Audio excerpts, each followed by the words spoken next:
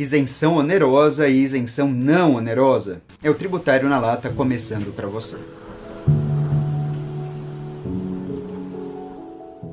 Existem várias formas de se classificar a isenção. Uma delas é aquela onde a gente discrimina uma isenção onerosa de uma isenção não onerosa.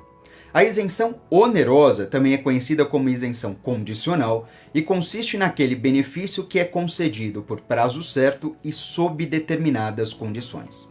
Assim, imagine um município que concede isenção ao pagamento do IPTU pelo prazo de 3 anos para aquelas empresas que abrirem 50 novos postos de emprego até o final de um semestre.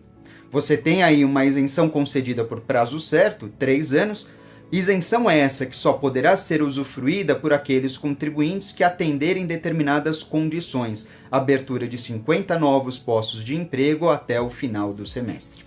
O outro tipo de isenção é a isenção não onerosa, ou isenção incondicional, e consiste, neste caso, num benefício onde não se estabelece prazo, ou então não se estabelece condições, ou ainda não se estabelece prazo nem mesmo condições. Assim, imagine um município que concede isenção ao IPTU para aquelas empresas que se estabelecerem no seu território. Veja, não há prazo definido, sequer condições são exigidas. Essa é chamada isenção não onerosa. Agora, a pergunta que vem atrelada a essa classificação bastante interessante é se essas isenções podem ser revogadas. Para isso, eu te convido a fazer a leitura de um dispositivo bastante interessante do CTN. Vem comigo. Artigo 178. A isenção, salvo se concedida por prazo certo em função de determinadas condições, pode ser revogada ou modificada por lei a qualquer tempo, observado o disposto no inciso 3 do artigo 104. Observe você que entre vírgulas diz que a isenção ela pode ser revogada salvo se for concedida por prazo certo e sob determinadas condições. Ou seja, uma isenção conhecida como onerosa ou condicional, ela não pode ser revogada. Afinal de contas, uma isenção como essa, ela gera direito adquirido. Tem razão, uma vez que o contribuinte, para se valer desse benefício, precisou observar determinadas condições, determinados requisitos. Requisitos esses que ele cumpriu, onerando de alguma forma para pensar num benefício que posteriormente seria concedido. Assim, inclusive, nós temos o entendimento do Supremo Tribunal Federal através da súmula de número 544. Mas e a outra isenção? A isenção não onerosa ou isenção incondicional. Ela pode ser revogada? Vamos fazer a leitura do mesmo dispositivo, entretanto, suprimindo o que está entre vírgulas. Confere comigo.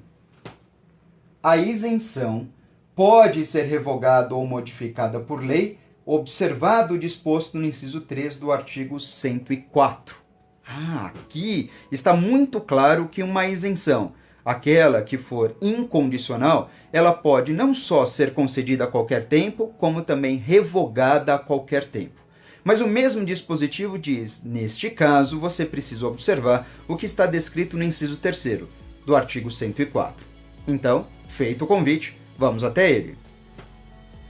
Nesse dispositivo temos que entram em vigor no primeiro dia do exercício seguinte àquele em que ocorra a sua publicação, os dispositivos de lei referentes a impostos sobre o patrimônio ou a renda que extinguem ou reduzem isenções, salvo se a lei dispuser de maneira mais favorável ao contribuinte, observado o disposto no artigo 178. Assim, quero lembrar que a isenção incondicional, ela pode ser revogada. Entretanto, neste caso, essa revogação só poderá trazer efeitos a partir do exercício financeiro seguinte, que te remete a entender e relembrar o princípio da anterioridade. Aliás, anterioridade que não temos apenas essa, a chamada anual, mas temos uma segunda anterioridade, a anterioridade nonagesimal. E por que eu lembrei das duas anterioridades? Porque o Supremo Tribunal Federal, de forma relativamente recente, no ano de 2014, ele passou a trazer um entendimento diverso daquele que até então ele tinha se posicionado. Ou seja, o Supremo Tribunal Federal encampa que, uma vez revogada a isenção, nós teremos, de certa forma, uma majoração indireta do tributo.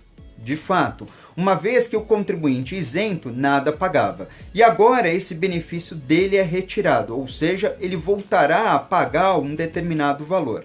Se ele volta a pagar um determinado valor, ele está sendo onerado, e toda vez que ele é onerado, ele precisa de um tempo para se preparar para pagar essa nova carga tributária.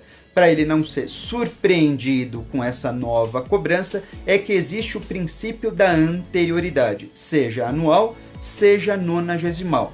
Ferramentas, aliás, que asseguram outro princípio chamado princípio da não surpresa. Assim, quero deixar bem claro para você.